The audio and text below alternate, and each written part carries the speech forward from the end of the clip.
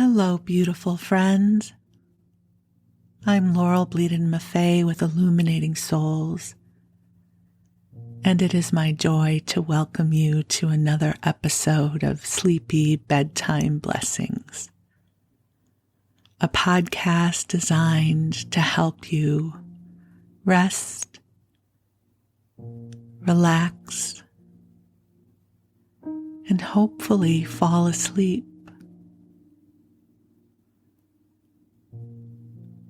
I am an angelic practitioner, a spiritual teacher, and an encourager of souls.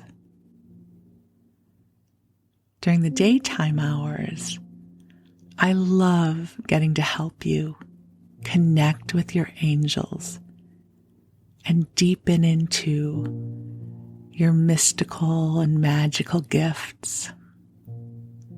And I do this through angel sessions, soul mentoring, in a variety of classes. You can learn more about my work at illuminatingsouls.com and also find me on Facebook at Illuminating Souls. But in this moment, I am here to bring forward the love of the angels and to read you a bedtime story. And my hope is the combination of the two will help to bring you an infusion of comfort and love, and this will help lull you to sleep. So I invite you to take a deep breath in and out. And the angels are already here. And you know, one of the things that I have learned over the years is one of the side effects sometimes of experiencing higher energy fields is they often put us to sleep. And I'll share a little story with you about it. Some of you have heard this already. In 2006, my husband and I were blessed to attend several days of teachings with the Dalai Lama when he was in Los Angeles. It was quite a remarkable experience. And one of the things that happened for me was when other monks and teachers were talking, I was present and awake. And as soon as the Dalai Lama started teaching, I would fall asleep. And I had so much judgment on myself. I thought, what is happening? I so wanted to be present to what he was teaching. And a dear friend of mine, who's very wise, was with us. And as I was sharing my frustration with her, she said, "It is because his energy field is so high. And by you getting sleepy, it is the best way for you to receive his energy." And I thought that was quite a remarkable reflection. Because you know what was so interesting about that was one evening of the teachings, he did a public address. It was several thousand people. And the energy and the content was very different than what he was bringing forward in the teachings he was doing during the daytime. And you know what? I stayed awake. I was engaged and interested, and my mind was alert. And yet, during the daytime, when he was bringing forward the Buddhist teachings, I would fall asleep. So this was my first experience with this kind of phenomenon. I experienced it again when I first started listening to Abraham Hicks. When Jerry and Esther Hicks were speaking as themselves, I was alert and listening to everything they had to say. And then when Esther started channeling Abraham, I zonked right out. And this happens quite often when I am channeling Josephus and the Wisdom Council and the angels. It's a group of angelic guides that I channel. And sometimes Josephus even says, when we're doing an angel circle, if you start to get sleepy when we are speaking, it is not because we are boring. It is because you are receiving higher frequencies of energy. And the most graceful way for you to receive the healing and the acclimation is by resting. So in some ways, bringing forward the angels for you in this context is just such a beautiful marriage, because you get to fall asleep while they're here. Their energy is so beautiful and loving, and they are helping to calibrate these energies to support you, not only so that you can fall asleep, but this energy is also seeded with blessings to support you in your waking life as well. So with that, I invite you, if you have not already cozied on up, to snuggle in and breathe deeply in and out, allowing your body and your mind to rest. This is your time. You have permission to disconnect from everything that has been clamoring for your attention. And you get to have this time now. Get to come into this sanctuary of sleep where you are held and loved in the heart of God. So beautiful angels on high, we are so grateful that you are here with us in this moment. And we can feel the waves of gratitude that you have for this opportunity for us to be with you right now. Angels, I ask that you infuse this broadcast with love, that everyone who hears this message feels the comfort and compassion and light you are streaming in service to our highest and best goods.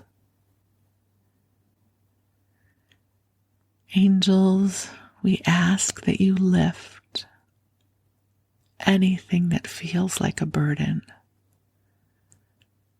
because what feels heavy to us likely feels as light as a feather to you. Please help bring solutions of grace and ease forward to whatever we are seeking to create.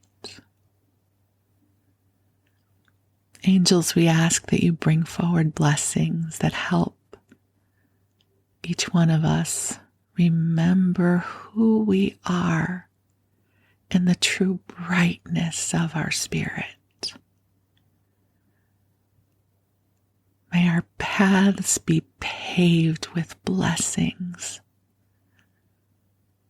May we find heart-centered community with people who feel like home. May our souls feel inspired by the beauty of our lives. And if for any reason we are not feeling that right now, we ask that you seed this into the days and weeks and months ahead. My dear ones, the angels are with you now, and they are bringing forward soothing and loving energy to help you rest and replenish.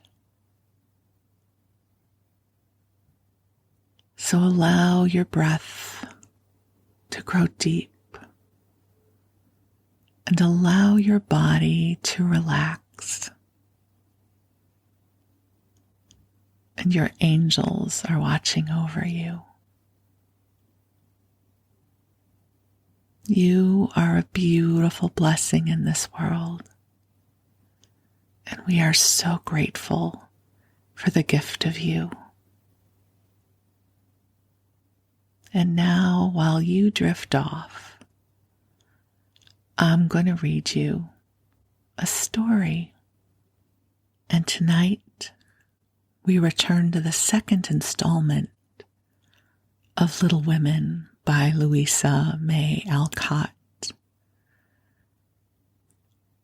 And I was guided to read this book because the first 2 chapters are about their Christmas experience. And as I record this and as this episode is released, we are in the Christmas week.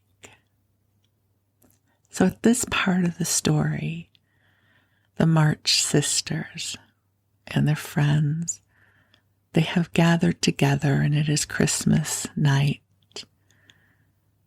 And the women, the little women, are putting on a play for their friends. There's quite a lot of narrative and description of their play, but I'm going to skip ahead to more of the narrative of the story, and here is where we will begin.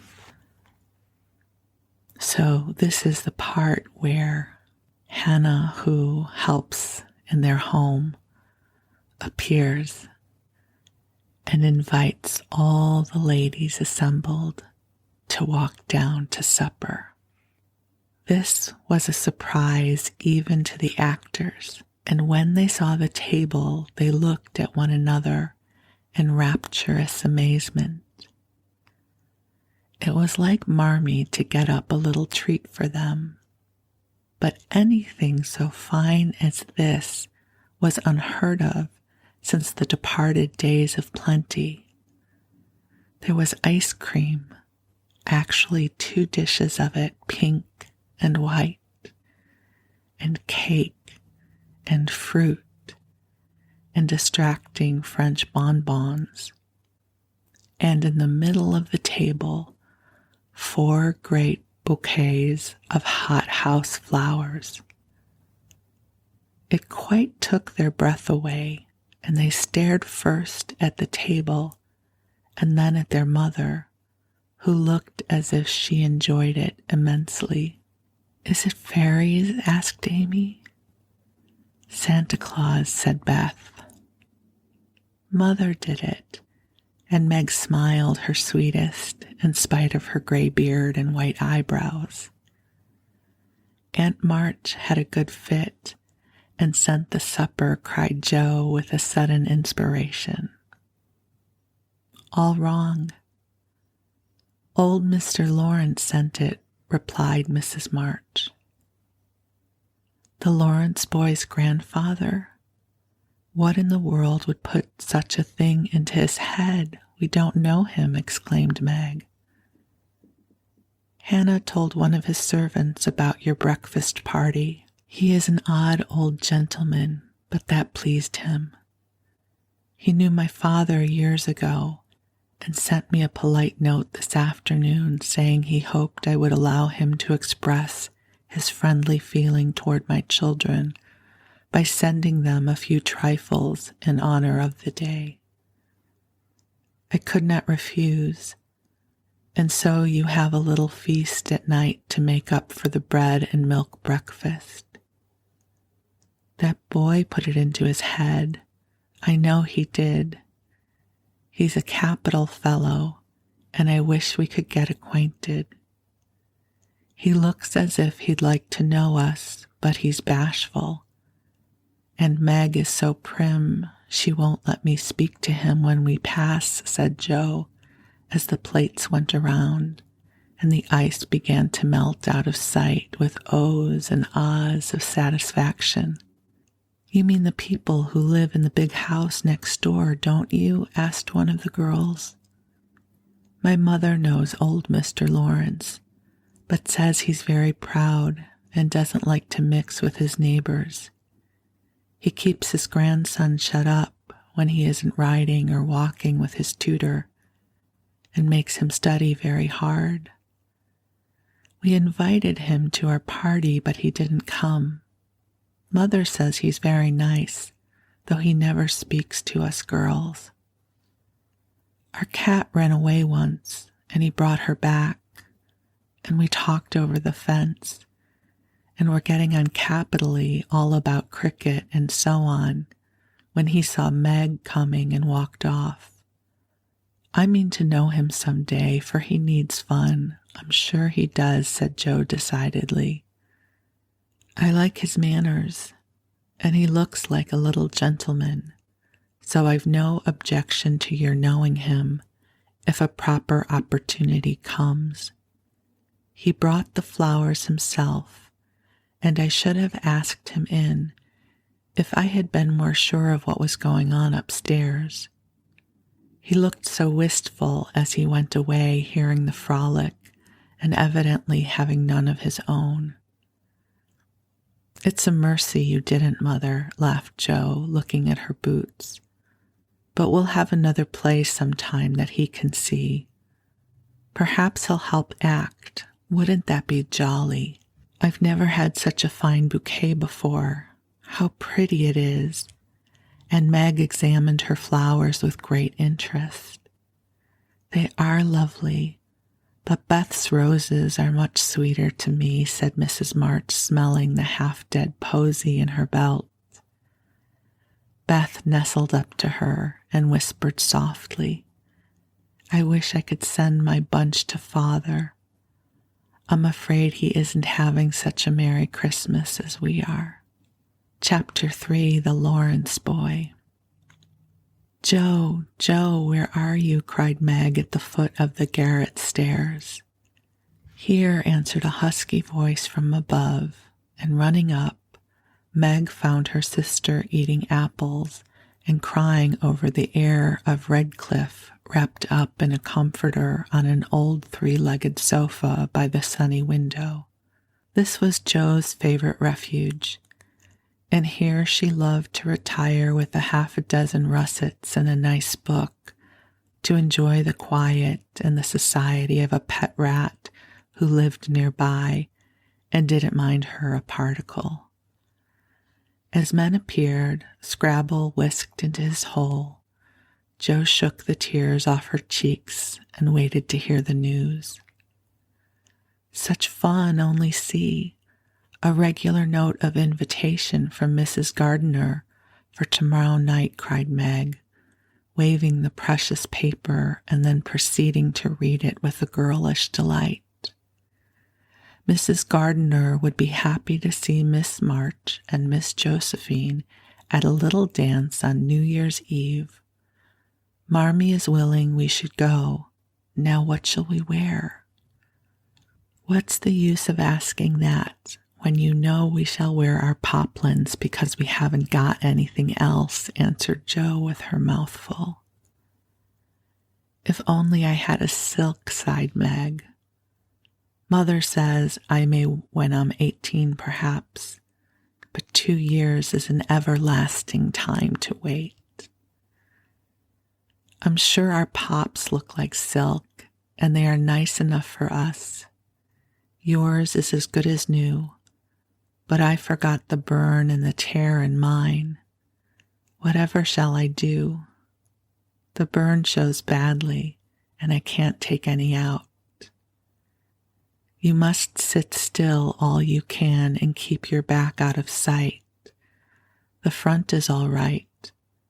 I shall have a new ribbon for my hair, and Marmee will lend me her little pearl pin, and my new slippers are lovely, and my gloves will do, though they aren't as nice as I'd like. Mine are spoiled with lemonade, and I can't get any new ones, so I shall have to go without, said Jo, who never troubled herself much about dress. You must have gloves or I won't go, cried Meg decidedly. Gloves are more important than anything else. You can't dance without them, and if you don't, I should be so mortified. Then I'll stay still.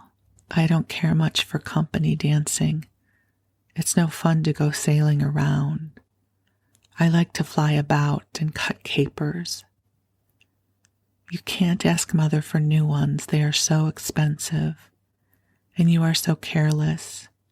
She said when you spoiled the others that she shouldn't get you any more this winter. Can you make them do? I can hold them crumpled up in my hand so no one will know how stained they are. That's all I can do. No, I'll tell you how we can manage. Each wear one good one and carry a bad one. Don't you see? Your hands are bigger than mine and you will stretch my glove dreadfully, began Meg, whose gloves were a tender point with her. Then I'll go without. I don't care what people say, cried Jo, taking up her book. You may have it, you may, only don't stain it and do behave nicely. Don't put your hands behind you or stare or say Christopher Columbus, will you? Don't worry about me. I'll be as prim as I can and not get into any scrapes if I can help it. Now go and answer your note and let me finish this splendid story.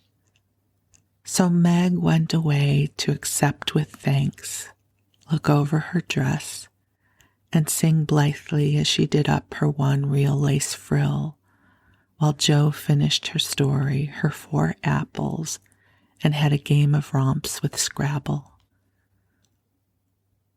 On New Year's Eve, the parlor was deserted, for the 2 younger girls played dressing maids and the 2 elder were absorbed in the all-important business of getting ready for the party. Simple as the toilets were, there was a great deal of running up and down, laughing and talking, and at one time a strong smell of burned hair pervaded the house. Meg wanted a few curls about her face, and Jo undertook to pinch the papered locks with a pair of hot tongs. Ought they to smoke like that? Asked Beth from her perch on the bed. It's the dampness drying, replied Jo. What a queer smell. It's like burned feathers, observed Amy, smoothing her own pretty curls with a superior air.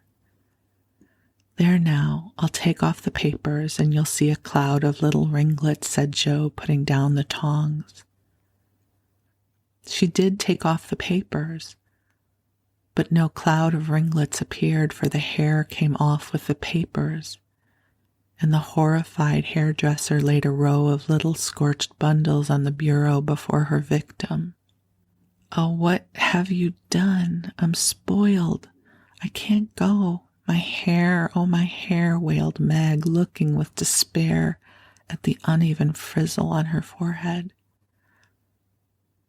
Just my luck. You shouldn't have asked me to do it. I always spoil everything. I'm so sorry, but the tongs were too hot, and so I've made a mess, groaned poor Joe, regarding the little black pancakes with tears of regret. It isn't spoiled, just frizzle it and tie your ribbon so the ends come back on your forehead a bit, and it will look like the latest fashion. I've seen so many girls do it so, said Amy consolingly. Serves me right for trying to be fine. I wish I'd let my hair alone, cried Meg petulantly. So do I. It was so smooth and pretty. But it will soon grow out again, said Beth, coming to kiss and comfort the shorn sheep. After various lesser mishaps, Meg was finished at last, and by the united exertions of the entire family, Joe's hair was got up and her dress on. They looked very well in their simple suits, Meg's in silver drab, with a blue velvet snood, lace frills, and the pearl pin. Joe in maroon, with a stiff, gentlemanly linen collar and a white chrysanthemum or two for her only ornament. Each put on one nice light glove and carried one soiled one, and all pronounced the effect quite easy and fine. Meg's high-heeled slippers were very tight and hurt her, though she would not own it, and Joe's 19 hairpins all seemed stuck straight into her head, which was not exactly comfortable, but dear me, let us be elegant or die. Have a good time, dearies, said Mrs. March, as the sisters went daintily down the walk. Don't eat much supper, and come away at 11 when I send Hannah for you. As the gate clashed behind them, a voice cried from a window, Girls, girls, have you both got nice pocket handkerchiefs? Yes, yes, spandy nice, and Meg has cologne on hers, cried Joe, adding with a laugh as they went on, I do believe Marmee would ask that if we were all running away from an earthquake. It's one of her aristocratic tastes and quite proper, for a real lady is always known by neat boots, gloves, and handkerchief, replied Meg, who had a good many little aristocratic tastes of her own. Now don't forget to keep the bad breath out of sight, Joe. Is my sash right, and does my hair look very bad? Said Meg as she turned from the glass in Mrs. Gardiner's dressing room. I know I shall forget. If you see me do anything wrong, just remind me by a wink, will you? Returned Joe, giving her collar a twitch and her head a hasty brush. No, winking isn't ladylike. I'll lift my eyebrows if anything is wrong, and nod at you if you are all right. Now hold your shoulders straight and take short steps, and don't shake hands if you are introduced to anyone. It isn't the thing. How do you learn all the proper ways? I never can. Isn't that music lovely? Down they went, feeling a trifle timid, for they seldom went to parties, and as informal as this little gathering was, it was an event to them. Mrs. Gardiner, a stately old lady, greeted them kindly and handed them over to the eldest of her 6 daughters. Meg knew Sally and was at ease very soon, but Joe, who didn't care much for girls or girlish gossip, stood about, with her back carefully against the wall, and felt as much out of her place as a colt in a flower garden. Half a dozen jovial lads were talking about skates in another part of the room, and she longed to go and join them, for skating was one of the joys of her life. She telegraphed her wish to Meg, but the eyebrows went up so alarmingly that she dared not stir. No one came to talk to her, and one by one the group dwindled away until she was left alone. She could not roam about and amuse herself, for the burned breath would show. So she stared at people rather forlornly till the dancing began. Meg was asked at once, and the tight slippers tripped about so briskly that none would have guessed the pain their wearer suffered smilingly. Jo saw a big red-headed youth approaching her corner and feared he meant to engage her. She slipped into a curtained recess, intending to peep and enjoy herself in peace. Unfortunately, another bashful person had chosen the same refuge, for as the curtain fell behind her, she found herself face to face with the Lawrence boy.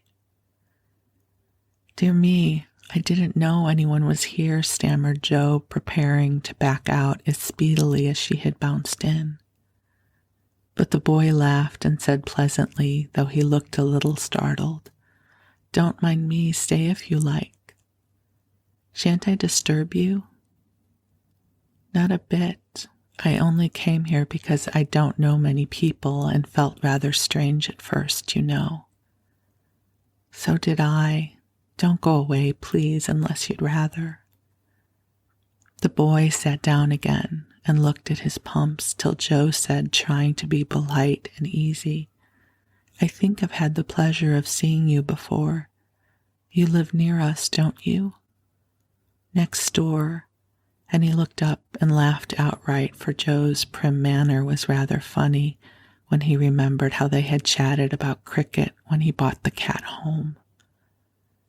That put Jo at her ease, and she laughed too as she said, in her heartiest way, "We did have such a good time over your nice Christmas present. Grandpa sent it. But you put it in his head, didn't you now?" "How is your cat, Miss March?" asked the boy, trying to look sober while his black eyes shone with fun. "Nicely, thank you, Mr. Lawrence. But I am not Miss March. I am only Jo," returned the young lady. "Well, I am not Mr. Lawrence. I am only Laurie." "Laurie Lawrence, what an odd name." "My first name is Theodore, but I don't like it, for the fellows call me Dora, so I made them say Laurie instead. I hate my name too, so sentimental. I wish everyone would say Jo instead of Josephine. How did you make the boys stop calling you Dora?" "I thrashed them." "Well, I can't thrash Aunt March, so I suppose I shall have to bear it." And Jo resigned herself with a sigh. "Don't you like to dance, Miss Jo?" asked Laurie, looking as if he thought the name suited her. "I like it well enough if there's plenty of room and everyone is lively. In a place like this, I'm sure to upset something, tread on people's toes, or do something dreadful, so I keep out of mischief and let Meg sail about. Don't you dance?" "Sometimes. You see, I've been abroad a good many years and haven't been in the company enough yet to know how you do things here." "Abroad?" cried Jo. "Oh, tell me about it. I love dearly to hear people describe their travels." Laurie didn't seem to know where to begin, but Jo's eager questions soon sent him going, and he told her how he had been at school in Vevey, where boys never wore hats and had fleets of boats on the lake, and for holiday fun went on walking trips about Switzerland with their teachers. "Don't I wish I'd been there," cried Jo. "Did you go to Paris?" "Well, we spent last winter there." "Can you talk French?" "We were not allowed to speak anything else at Vevey." "Do say some. I can read it, but I can't pronounce." And then Laurie says something to her in French. "How nicely you do it. Let me see, you said, 'Who is the young lady in the pretty slippers?' Didn't you?" Oui, mademoiselle. It's my sister Margaret, and you knew it was. Do you think she's pretty? Yes, she makes me think of the German girls. She looks so fresh and quiet and dances like a lady. Jo quite glowed with pleasure at this boyish praise of her sister and stored it up to repeat to Meg. Both peeped and criticized and chatted till they felt like old acquaintances. Laurie's bashfulness soon wore off, and Jo's gentlemanly demeanor amused and set him at his ease. And Jo was her merry self again because her dress was forgotten and nobody lifted their eyebrows at her. She liked the Lawrence boy better than ever and took several good looks at him so that she might describe him to the girls, for they had no brothers, very few male cousins, and boys were almost unknown creatures to them. Curly black hair, brown skin, big black eyes, handsome nose, fine teeth, small hands and feet, taller than I am, very polite for a boy, and altogether jolly. I wonder how old he is. It was on the tip of Jo's tongue to ask, but she checked herself in time, and with unusual tact, tried to find out in a roundabout way. I suppose you are going to college soon. I see you pegging away at your books. No, I mean studying hard, and Jo blushed at the dreadful pegging which had escaped her. Laurie smiled, but didn't seem shocked, and answered with a shrug. Not for a year or two. I won't go before 17 anyway. Aren't you but 15? Asked Jo, looking at the tall lad whom she had imagined 17 already. 16 next month. Oh, how I wished I was going to college. You don't look as if you liked it. I hate it. Nothing but grinding or skylarking. And I don't like the way fellows do either in this country. What do you like? To live in Italy and to enjoy myself in my own way. Jo wanted very much to ask what his own way was, but his black brows looked rather threatening as he knit them, so she changed the subject by saying, as her foot kept time, "That's a splendid polka. Why don't you go and try it?" "If you will come too," he answered with a gallant little bow.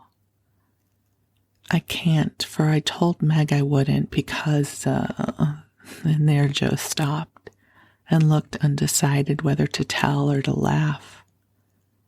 "Because what? You won't tell? Never."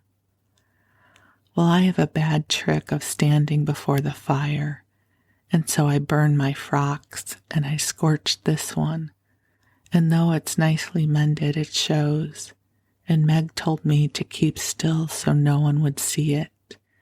You may laugh if you want to, it's funny, I know." But Laurie didn't laugh. He only looked down a minute, and the expression of his face puzzled Jo when he said very gently, "Never mind that. I'll tell you how we can manage. There's a long hall out there, and we can dance grandly, and no one will see us. Please come." Jo thanked him and gladly went, wishing she had 2 neat gloves when she saw the nice pearl-colored ones her partner wore. The hall was empty, and they had a grand polka, for Laurie danced well, and taught her the German step, which delighted Jo, being full of swing and spring. When the music stopped, they sat down on the stairs to catch their breath, and Laurie was in the midst of an account of a students' festival at Heidelberg when Meg appeared in search of her sister. She beckoned, and Jo reluctantly followed her into a side room where she found her on a sofa, holding her foot and looking pale. "I've sprained my ankle. That stupid high heel turned and gave me a sad wrench. It aches so, and I can hardly stand, and I don't know how I'm ever going to get home, she said, rocking to and fro in pain. I knew you'd hurt your feet with those silly shoes. I'm sorry, but I don't see what you can do except get a carriage or stay here all night, answered Joe softly, rubbing the poor ankle as she spoke. I can't have a carriage without its costing ever so much. I dare say I can't get one at all, for most people come in their own, and it's a long way to the stable and no one to send. Well, I'll go. No, indeed, it's past 9 and dark as Egypt. I can't stop here, for the house is full. Sally has some girls staying with her. I'll rest till Hannah comes and then do the best I can. I'll ask Laurie. He will go, said Joe, looking relieved as the idea occurred to her. Mercy, no, don't ask or tell anyone. Get me my rubbers and put these slippers with our things. I can't dance any more, but as soon as supper is over, watch for Hannah and tell me the minute she comes. They are going out to supper now. I'll stay with you, I'd rather. No, dear, run along and bring me some coffee. I am so tired I can't stir. So Meg reclined with rubbers well hidden, and Joe went blundering away to the dining room, which she found after going into a china closet and opening the door of a room where old Mr. Gardiner was taking a little private refreshment. Making a dart at the table, she secured the coffee, which immediately spilled, thereby making the front of her dress as bad as the back. Oh dear, what a blunderbuss I am, exclaimed Joe, finishing Meg's glove by scrubbing her gown with it. Can I help you? Said a friendly voice, and there was Laurie with a full cup in one hand and a plate of ice in the other. I was trying to get something for Meg, who is very tired, and someone shook me, and here I am in a nice state, answered Joe, glancing dismally from the stained skirt to the coffee-colored glove. Too bad. I was looking for someone to give this to. May I take it to your sister? Oh, thank you. I'll show you where she is. I don't offer to take it myself, for I should only get into another scrape if I did. Joe led the way, and as if used to waiting on ladies, Laurie drew up a little table, brought a second installment of coffee and ice for Joe, and was so obliging that even particular Meg pronounced him a nice boy. They had a merry time over the bonbons and the mottos, and were in the midst of a quiet game of buzz with 2 or 3 other young people who had strayed in, when Hannah appeared. Meg forgot her foot and rose so quickly that she was forced to catch hold of Joe with an exclamation of pain. Hush, don't say anything, she whispered, adding aloud, It's nothing, I turned my foot a little, that's all, and limped upstairs to put on her things. Hannah scolded, Meg cried, and Joe was at her wit's end, till she decided to take things into her own hands. Slipping out, she ran down and, finding a servant, asked if he could go get her a carriage. It happened to be a hired waiter who knew nothing about the neighborhood, and Joe was looking round for help when Laurie, who had heard what she said, came up and offered his grandfather's carriage, which had just come for him, he said. It's so early. You can't mean to go yet, began Joe, looking relieved but hesitating to accept the offer. I always go early, I do truly. Please let me take you home.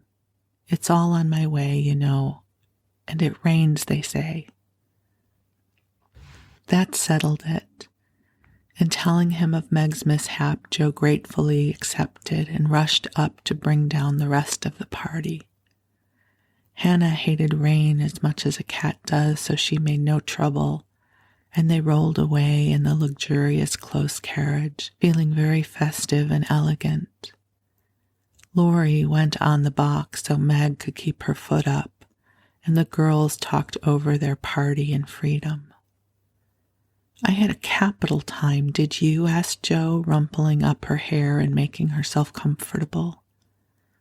Yes, till I hurt myself. Sally's friend Annie Moffat took a fancy to me and asked me to come and spend a week with her when Sally does. She's going in the spring when the opera comes, and it will be perfectly splendid if Mother only lets me go, answered Meg, cheering up at the thought. I saw you dancing with the red-headed man I ran from. Was he nice? Oh, very. His hair is auburn, not red, and he was very polite, and I had a delicious dance with him. He looked like a grasshopper in a fit when he did the new step. Lori and I couldn't help laughing.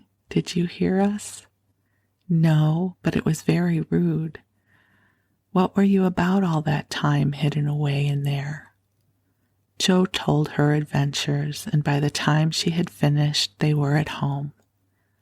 With many thanks, they said good night and crept in, hoping to disturb no one. But the instant their door creaked, 2 little nightcaps bobbed up, and 2 sleepy but eager voices cried out, "Tell us about the party! Tell us about the party!" With what Meg called a great want of manners, Jo had saved some bonbons for the little girls, and they soon subsided after hearing the most thrilling events of the evening. I declare, it really seems like being a fine young lady to come home from the party in a carriage and sit in my dressing gown with a maid to wait on me, said Meg, as Jo bounded up her foot with arnica and brushed her hair. I don't believe fine young ladies enjoy themselves a bit more than we do, in spite of our burned hair, old gowns, 1 glove apiece, and tight slippers that sprain our ankles when we are silly enough to wear them. And I think Jo was quite right. Chapter 4, Burdens.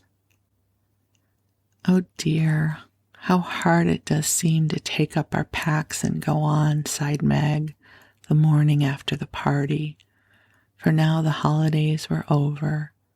The week of merrymaking did not fit her for going uneasily with the tasks she never liked.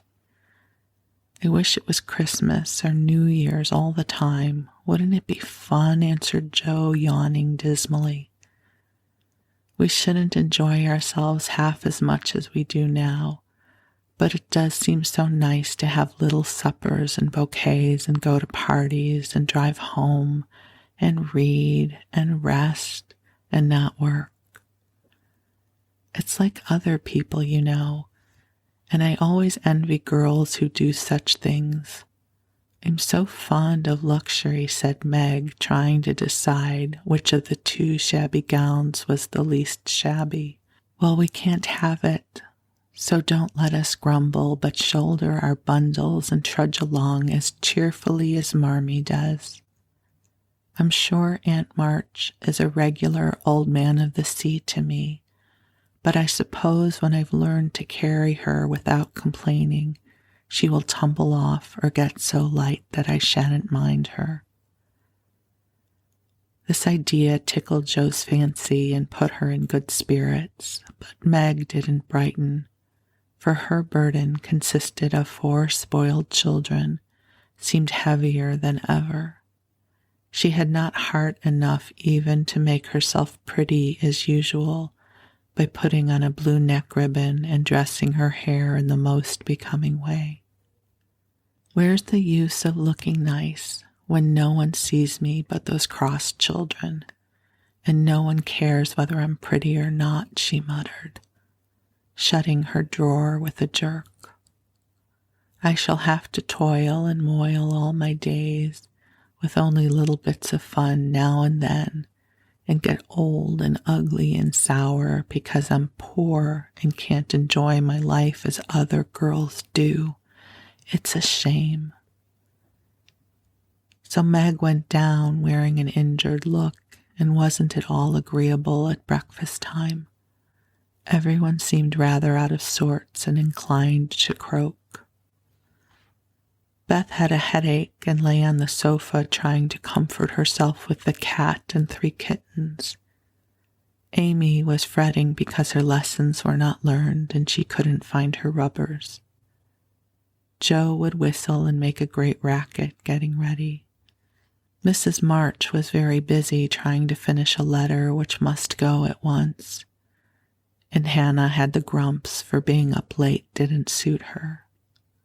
There never was such a cross family, cried Joe, losing her temper when she had upset an inkstand, broken both bootlasings, and sat down upon her hat. Well, you're the crossest person in it, returned Amy, washing out the sum that was all wrong with the tears that had fallen on her slate.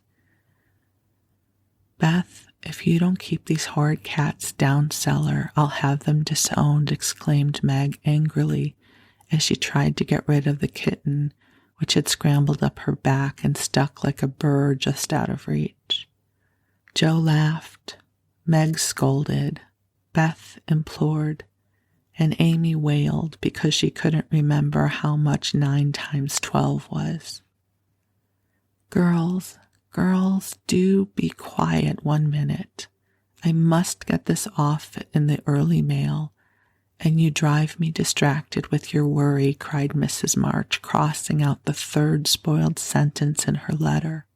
There was a momentary lull, broken by Hannah, who stalked in, laid 2 hot turnovers on the table, and stalked out again.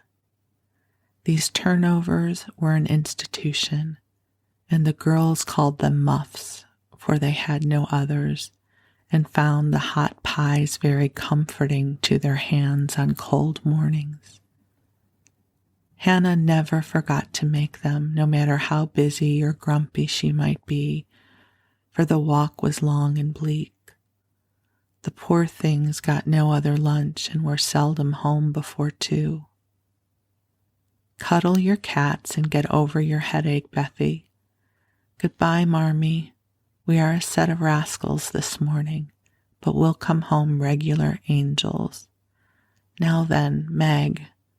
And Joe tramped away, feeling that the pilgrims were not setting out as they ought to do.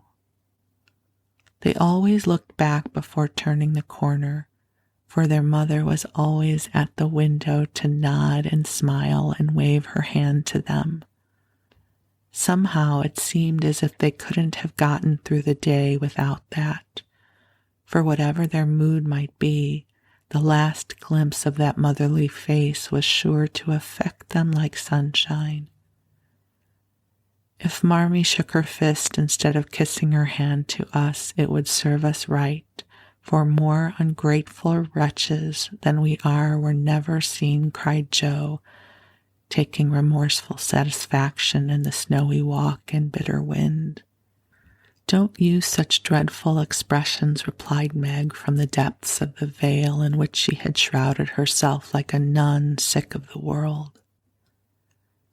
I like good strong words that mean something, replied Joe, catching her hat as it took a leap off her head, preparatory to flying away altogether. Call yourself any names you like, but I am neither a rascal nor a wretch, and I don't choose to be called so. You're a blighted being and decidedly cross because you can't sit in the lap of luxury all the time. Poor dear, just wait till I make my fortune, and you shall revel in carriages and ice cream and high-heeled slippers and posies and red-headed boys to dance with. How ridiculous you are, Joe, but Meg laughed at the nonsense and felt better in spite of herself. Lucky for you I am, for if I put on crushed airs and tried to be dismal as you do, we should be in a nice state. Thank goodness I can always find something funny to keep me up. Don't croak any more, but come home jolly, there's a dear. Jo gave her sister an encouraging pat on the shoulder as they parted for the day, each going a different way, each hugging her little warm turnover and trying to be cheerful in spite of wintry weather, hard work, and the unsatisfied desires of pleasure-loving youth. When Mr. March lost his property in trying to help an unfortunate friend, the two oldest girls begged to be allowed to do something toward their own support at least, believing they could not begin too early to cultivate energy, industry, and independence.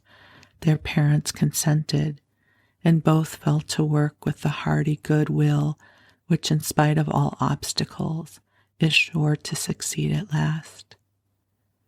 Margaret found a place as nursery governess and felt rich with her small salary. As she said, she was fond of luxury, and her chief trouble was poverty. She found it harder to bear than the others because she could remember a time when home was beautiful, life full of ease and pleasure, and want of any kind unknown. She tried not to be envious or discontented, but it was very natural that the young girl should long for pretty things, bright friends, accomplishments, and a happy life. At the King's, she daily saw all she wanted, for the children's older sisters were just out, and Meg caught frequent glimpses of dainty ball dresses and bouquets, heard lively gossip about theaters, concerts, sleighing parties, and merrymakings of all kinds, and saw money lavished on trifles which would have been so precious to her. Poor Meg seldom complained, but a sense of injustice made her feel bitter toward everyone sometimes, for she had not yet learned to know how rich she was in the blessings which alone can make life happy. Jo happened to suit Aunt March, who was lame and needed an active person to wait upon her. The childless old lady had offered to adopt one of the girls when the troubles came, and was much offended because her offer was declined. Other friends told the Marches that they had lost all chance of being remembered in the rich old lady's will, but the unworldly Marches only said, "We can't give up our girls for a dozen fortunes. Rich or poor, we will keep together and be happy in one another." The old lady wouldn't speak to them for a time, but happening to meet Jo at a friend's, something in her comical face and blunt manners struck the old lady's fancy, and she proposed to take her for a companion. This did not suit Jo at all, but she accepted the place since nothing better appeared, and to everyone's surprise got on remarkably well with her irascible relative. There was an occasional tempest, and once Jo marched home, declaring she couldn't bear it longer, but Aunt March always cleared up quickly and sent for her to come back, and with such urgency that she could not refuse, for in her heart she rather liked the peppery old lady. And with that, my beautiful friends, the angels and I wish you a good rest. Remember, you are loved, and you are a blessing, and we are so deeply grateful for our time with you. Be well, my friends, and we'll meet up again soon.